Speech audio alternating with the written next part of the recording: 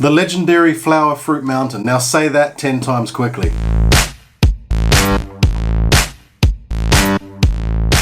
So Rich here, and welcome back to another Brick Scene video. Like I always say, if you're new here, make sure you hit that subscribe button. If you like this sort of stuff, give it a thumbs up, and please comment below. Let us know what you think.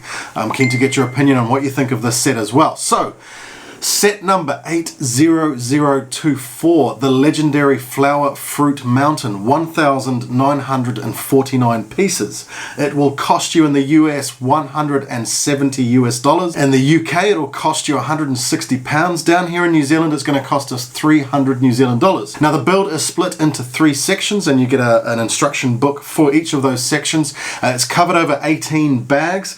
Interesting to note, the instructions and sticker sheet came inside this cardboard envelope. I like the fact that LEGO are doing this. It means that we're going to start getting instructions and sticker sheets in better condition, hopefully. But look, without further ado, let's get straight into the review.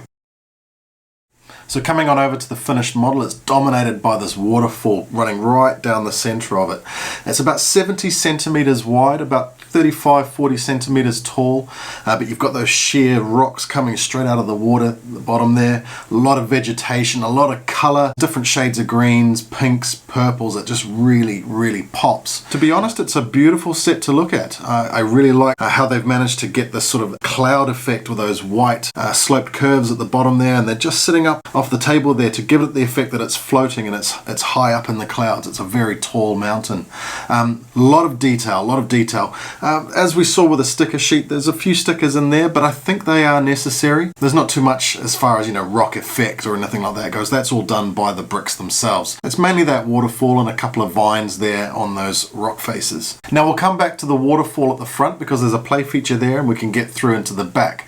Coming around to the back, you can see there's a nice staircase coming up there, but you can see we're in behind that waterfall, and there's lots of little nooks and crannies in there, little hiding places, etc. It's really cool. But like I say, it's built in 3 stages. So if we take a look at this section on the right hand side, of course it's telling a story as it goes through as well. So you've got the rock there that opens, which is the birth of the Monkie King.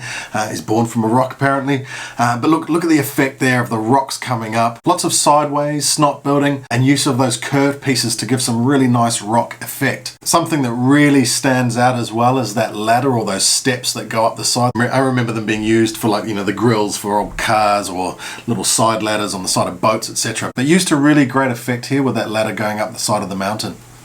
Now coming back over to the rock here, where you can see the Monkie King has been born from, that opens up, splits in 2. It's just a simple mechanism on the back that you pull, and that just opens the rock and to reveal the Monkie King, and it looks like he's still fast asleep in there. Coming back, there's lots of vegetation again, different trees using different elements to create different styles. For the most part, they're great, really well built. There is one at the top here, this little apple tree, which is actually my favorite one, the way it hangs, but if you give the model a tap a couple of times, it literally just falls over. So I tried using a couple of different bits in there as well to see if it would, maybe one had a bit better clutch power or something like that, but no, it just kept falling over. So nothing we can really do there. Coming around the back again, you can just see a bit more of those cavernous little caves in there, and there's a bit of vegetation on the back too. I really like it. It's nice and bright, even though it's, the dark side of the model, the cave side of the model. Now coming onto the center section, as I said earlier, it is dominated by this waterfall. So we'll start at the bottom and work our way up. I like the use of these curved pieces. There are stickers on them to get that waterfall effect, and of course those rocks in there. But look, it works. I think it's great, and there's that play feature in there as well, where you just push that piece through, and it opens them like sliding doors. It's smooth. It works well, but it gives you access into the staircase at the back. And then coming over onto the left-hand side of the center section, there's a tree build there with a lot of pink and purple foliage. But as you come up these cliffs right up to the top here, you're coming up the waterfall through the vegetation, and there's a crane right at the top, a brick-built crane. I think it looks great. I love how they use those little droid arms as the leg and the neck. I think it's well built, uses few pieces, but very clever in its use of pieces. Coming around to the back again, you can see that spiral staircase just going from the bottom level up to the second, and you're just in behind the waterfall there. There's not too much going on. There's a couple of little stickered pieces on the side there, a couple of images, again more foliage, a lot of that pink and purple, as well as different shades of green, but it just takes you right up to the top of the waterfall there.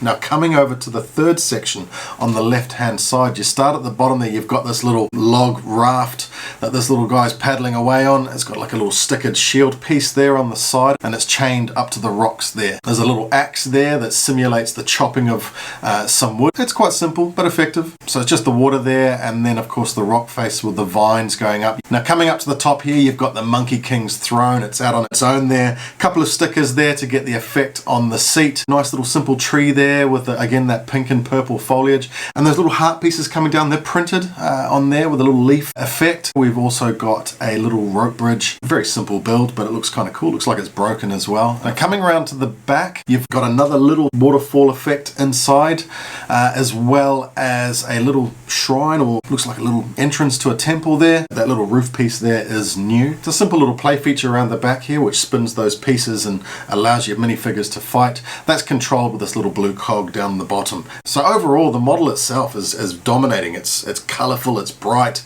beautiful to look at. It was a really enjoyable build. Nothing really repetitive at all, but super enjoyable.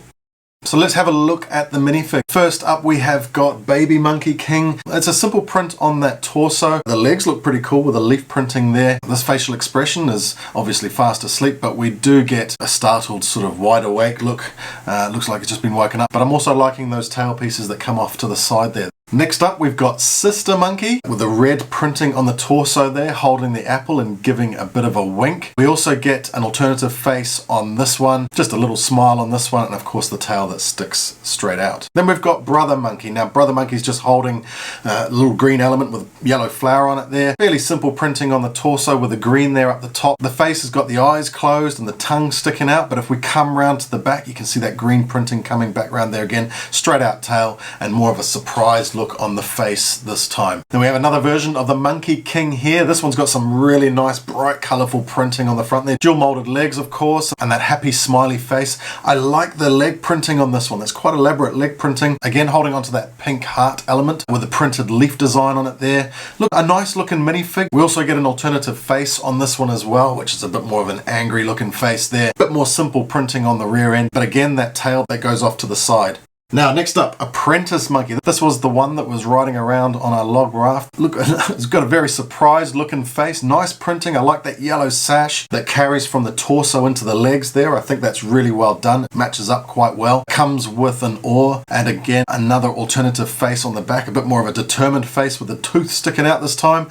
Printing's a little more simple on the back, and again we've got that tail that sticks off out to the side. Next up we've got Evil Macaque. Now look at the printing on that torso and the legs. It is crisp, it looks great. Bit of an evil smirk on the face there. We've got a weapon there with those longer hilt pieces and the black bar in the center, as well as the two-piece red cape. When we come around to the back, we've got another face, of course, another evil looking face, showing of teeth there. We've got a black tail heading off to the side, and if we lift up the red cape there, you can see that really crisp detailing carrying on right around to the back of the torso as well. Nice looking minifig, this one. I really do like it.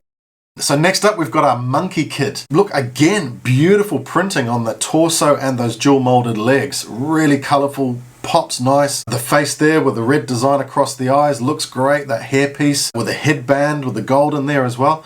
Really, really well done. Also a teal hood there going with that bright orange jacket with the design there on the front. I'm liking this minifig. Looks great. Some nice pieces in there. And if we turn them around, you can see the back of that hood and a bit more of a determined, serious looking face on this side. Then we come on to the Battle Monkey King. Again, I'm going to point out that crisp, colourful, bright detailing on the torso there and on those dual molded legs. It looks amazing. I'm really impressed with the detailing on these minifigures. Again, we've got a really angry looking face there. We've got the gold long hilts with the red bar in the centre there for the weapon. Now, if we turn him around, of course, we get an alternative face. This one looks a little happier, so he must have won the battle. But we'll lift up the cape here as well, and you can see that detailing comes around to the back. Again, it just looks amazing. You know, I really like the minifigs in this set. So look, in conclusion, I think it was a great model to build. Some really interesting techniques, nothing too repetitive, good selection of minifigs, 8 minifigs and that size of model for the money. I think it's great value for money as well. This is admittedly my first Monkey Kid set, but I do have the Monkey King Warrior mech sitting out there in the garage at the moment. I will get on to building that as well, and I'm actually really looking forward to it now. So all in all, great set. I'm so glad that I've picked it up. So look, if you're after this set, I think it is going to be really popular and will fly fly off the shelves, especially at that price. Hey look, thanks for checking out my review. If you did like this video, give it a thumbs up, make sure you subscribe, all that good stuff. We will catch you on the next one. Thank you.